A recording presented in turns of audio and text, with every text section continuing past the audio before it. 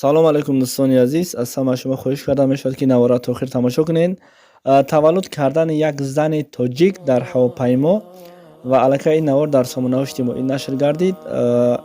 Дар хатсайри Москва-Хуҷанд дар ширкати ҳавопаймоии Урал дар дохили тайёра дар баландии тақрибан 11000 метр дирӯз як шаҳрванди Тоҷикистон духтарча таваллуд кардааст. Духтуроне, ки хушбахтона дар байни мусофирон буданд, барои таваллуди кӯдак кӯмак карданд.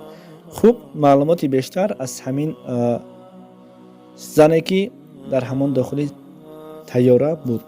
Вот как только, да, наша дама начала жаловаться на боли в животе, мы командиру объявили о том, есть ли у нас врачи на борту. Аж 4 пассажира к нам вызвалось. Все оказались врачами, 2 акушерок женщины, врач-неонатолог и врач-рентгенолог.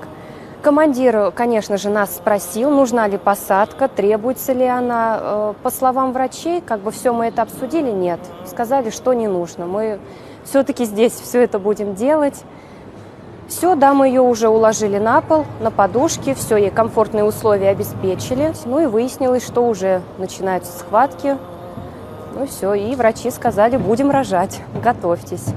Все, мы достали аптечки, стали подавать все необходимое из родового комплекта. Наверное, в течение часа, где-то ближе уже к снижению, появилась у нас девочка на свет. Все благополучно, все удачно.